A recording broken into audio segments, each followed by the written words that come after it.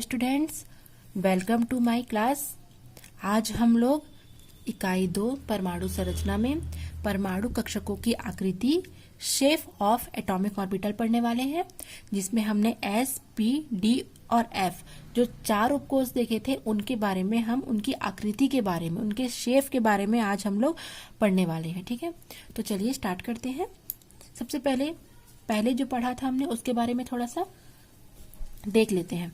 हमने इससे पहले की वीडियो में क्या पढ़ा था? हमने कक्षक के बारे में पढ़ा था, उपकोष और कोष के बारे में पढ़ा था। तो कोष किसे कहेंगे या कक्षा जिसे हम सेल कहते हैं, तो परमाणु के नाभिक हो गए। ठीक है, तो नाभिक के चारों ओर एक निश्चित कक्षा में क्या होता है, इलेक्ट्रॉन क्या है, घूमते हैं, जिसे हम कोष या सेल कहते हैं। और वो जो कोष होता है वो भी छोटे छोटे क्या होता है, उपखंडों का बना होता है, उपभाग का बना होता है, जिसे हम उपकोष कहते हैं। और उपकोष 4 प्रकार के होते हैं, एस, पी, डी और एफ। ठीक है, और कक्षक क्या होता है, तो नाभिक के चारों ओर का वह क्षेत्र जहां इलेक्ट्रॉन के पाए जाने की प्रायिकता सर्वाधिक होती है। अर्थात समझने का प्रयास करेंगे कि मान के चलिए इलेक्ट्रॉन यहाँ पर इसके चारों ओर, नाभिक के चारों ओर चक्रण लगा रहा है। ठीक है, तो क्या होगा, वो उपकोष या उपऊर्जा स्तरों को पार करके जा रहा है। तो कक्षक किसे कहेंगे, नाभिक के चारों ओर का वह क्षेत्र जहां इस इलेक्ट्रॉन के पाए जाने की प्रायिकता, जिसे पॉसिबिलिटी या प्रोबेबिलिटी कहते हैं या संभावना भी कह सकते हैं, सबसे अधिक होगी कि हाँ इस जगह पर इलेक्ट्रॉन पाया जाएगा। वो संभावना को ही हम क्या कहेंगे, कक्षक या ऑर्बिटल कहेंगे।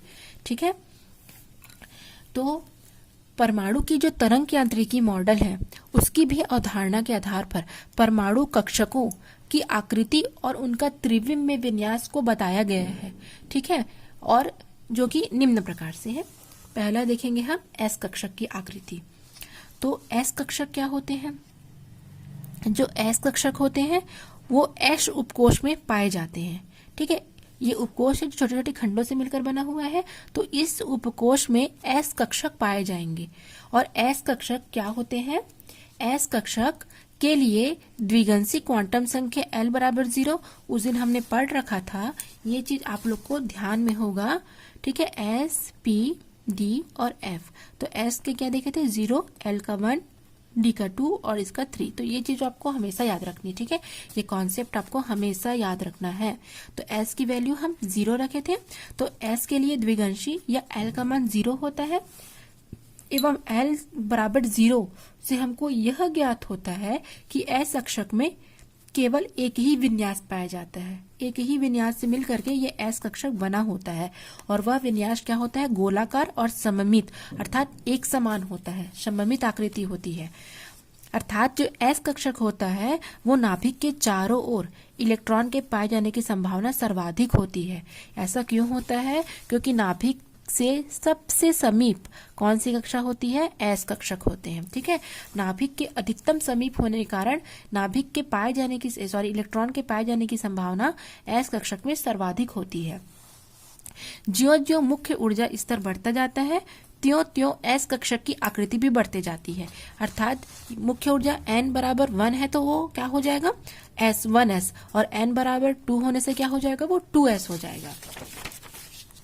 ठीक है, अर्थात 1s की तुलना में 2s कक्षक और 2s कक्षक की तुलना में 3s कक्षक आकृति में बड़ा होगा, क्योंकि परमाणु से सबसे समीप क्या होगा, 1s कक्षक होगा, फिर क्या होगा 2s, फिर क्या होगा 3s। इस प्रकार कक्षाएं बढ़ती जाएंगी, कक्षक बढ़ते जाएंगे।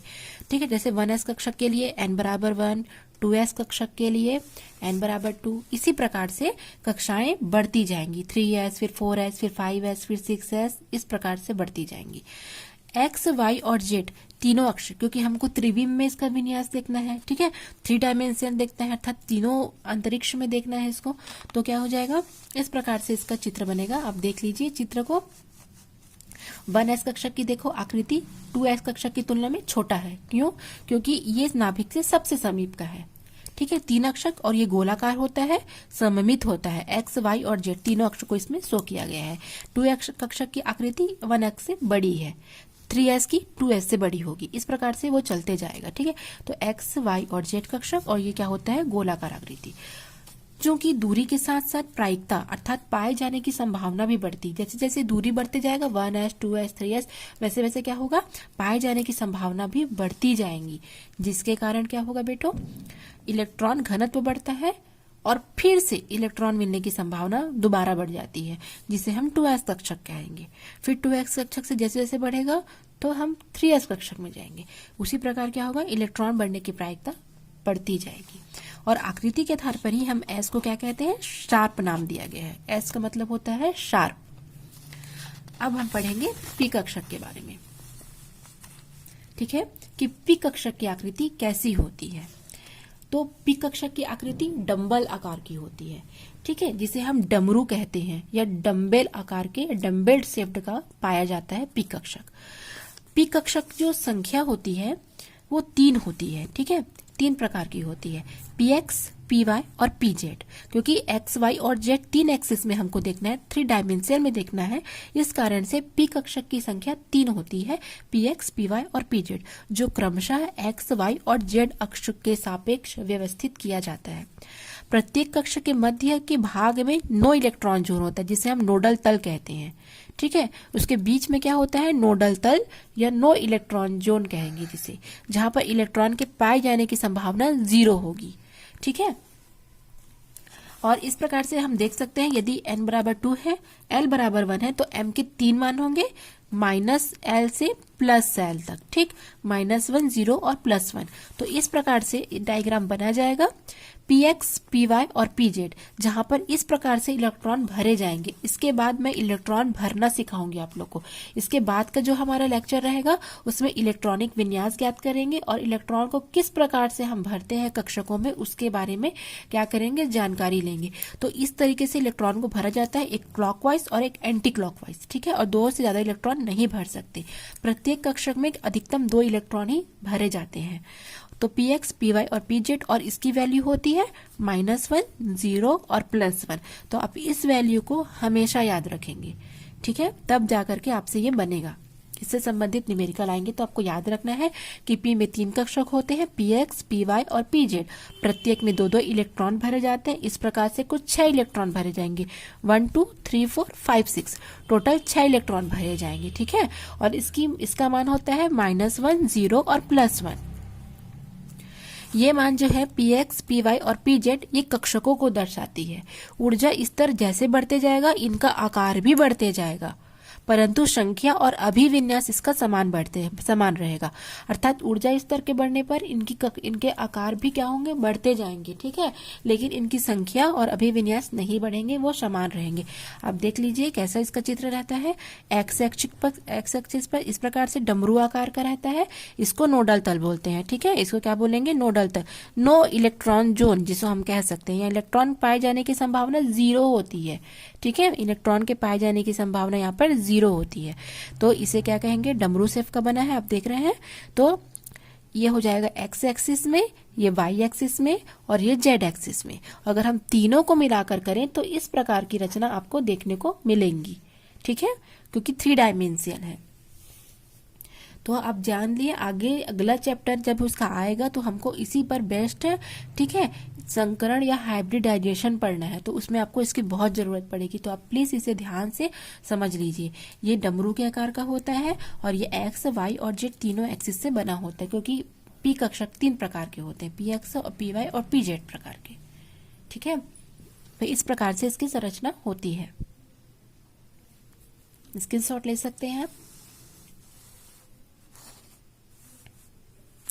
अब हम पढ़ेंगे डी कक्षक की आकृति।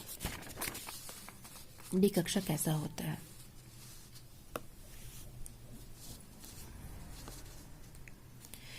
डी कक्षक की आकृति डबल डमरू के आकार का या डबल डंबल आकार होता है, ठीक है, जिसे हम द्विडमरू, डबल डमरू या डबल डंबल शेप कहते हैं, ठीक है। पी कक्षक का खाली डमरू आकार का और डी कक्षक का डबल डमरू आकार का होता है, और इनकी ऊर्जा क्या होती है, समान होती है, ठीक है। यदि L बराबर 2 रखेंगे तो M के मान 2L + 1 से अगर ज्ञात करें तो 2L + 1 2 × 2 + 1, तो 5 प्रकार के कक्षक पाए जाएंगे, -2 1 0 +1 और +2। तो देख सकते हैं आप यहाँ पर 5 कक्षक है, 1 2 3 4 5। कक्षकों की संख्या कितनी है? 5, ठीक है। और इलेक्ट्रॉन कितने भरे गए हैं? 1 2 3 4 5 6 7 8 9 10। टोटल कितने इलेक्ट्रॉन भरे गए हैं? 10 इलेक्ट्रॉन। वैल्यू हो जाएगी -2 -1 0 +1 और +2। और इनके क्रम क्या होंगे? dxy dyz dzx dx² -y² और dz²। तो आपको ये मान याद रखने पड़ेंगे। p के याद रखने पड़ेंगे px py और pz, और d के याद रखना पड़ेगा dxy dyz dzx dx² -y² और dz², ठीक है। इस प्रकार से इनका क्रम निर्धारित होता है। और डी कक्षक को हम डिफ्यूज कहते हैं, ठीक है। क्या कहते हैं? डिफ्यूज। अब आप इसकी आकृति देख लीजिए बच्चों, यहाँ पर ये देख लीजिए, डबल डमरू आकार दिख रहा है। डबल डमरू के आकार की इसकी आकृति पाई जाती है, ठीक है।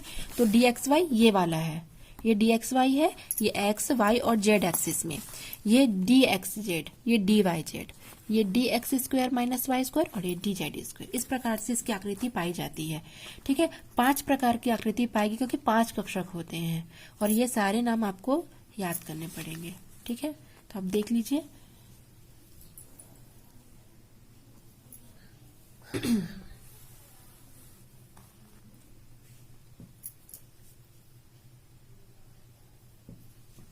अब हम अंतिम F कक्षक की आकृति के बारे में थोड़ा सा पढ़ लेंगे।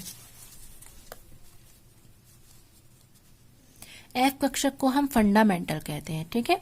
इन कक्षकों का आकार बहुत ही ज्यादा जटिल होता है, मतलब बहुत डिफिकल्ट होता है। S, P और D से भी ज्यादा क्रिटिकल होता है F कक्षक की आकृति। इनकी संख्या 7 कक्षकों में डिवाइडेड होती है, और 7 कक्षकों के क्या क्या होते हैं आप देख सकते हैं। -3 -2 -1 0 +1 +2 और 3, अर्थात -3 से लेकर के +3 तक होते हैं। और प्रत्येक में 2 इलेक्ट्रॉन भरे जाएंगे, तो 1 2 3 4 5 6 7 8 9 10 11 12 13 14। कितने इलेक्ट्रॉन भरे जाएंगे? 14 इलेक्ट्रॉन भरे जाएंगे, ठीक है। अब इसका जो मान का जो क्रम है वो क्या होगा? fx³ fy³ fz³। fz x² -y², fy s² -z², fx z² -y² और fxyz। वैसे आपको ये वैल्यू याद रखने की जरूरत नहीं है, आपके सिलेबस में केवल क्या है, एस, पी और डी, ये ज्यादा ही इंपॉर्टेंट है, ठीक है। एफ के बारे में ये सारे नाम आपको याद करने की आवश्यकता नहीं है। अगर आप करना चाहते हैं तो बहुत अच्छी बात है, ठीक है। तो एफ कक्षक का जो आपकी आकृति होती है, जो 7 कक्षकों में डिवाइडेड होते हैं, बहुत ही क्रिटिकल है, ठीक है। जिसको बनाया जाना पाना मेरे लिए तो संभव नहीं हो पाया, तो मैं आपको इसको बुक के थ्रू ही समझा देती हूँ। ये देखिए, ये इस प्रकार के सेव होते हैं, ठीक है। एस कक्षक का है ये सेव, ठीक है, जिसमें बहुत ही क्रिटिकल स्ट्रक्चर आप देख रहे हैं। ये आकृति किसकी है? एफ कक्षक की आकृति है, ठीक है। तो बना सकते हैं तो बना सकते हैं, इसे आप कोई प्रॉब्लम नहीं है। एफ कक्षक को फंडामेंटल कहा जाता है, और ये 7 होते हैं, और प्रत्येक में 2 इलेक्ट्रॉन भरे जाते हैं, और ये इसका मान होता है, ठीक है। तो बहुत ही क्रिटिकल है। तो आज हमने क्या पढ़ा? आज हमने एस, पी, डी और एफ कक्षक के बारे में पढ़ा, ठीक है। इन कक्षकों की आकृति के बारे में पढ़ा, ठीक है। ये गोलाकार होते हैं, और ये डमरू आकार के, ये डबल डमरू आकार के, और ये तो बहुत ही क्रिटिकल होते हैं। और ऊर्जा स्तर में ये सबसे अधिक ऊर्जा वाला, फिर डी, फिर पी, और सबसे कम एस होता है, ठीक है। तो आज के टॉपिक यहीं खत्म होता है। अगर आपको वीडियो अच्छी लगी हो तो प्लीज लाइक और सब्सक्राइब कीजिए, साथ में शेयर भी कीजिए। Thanks for watching.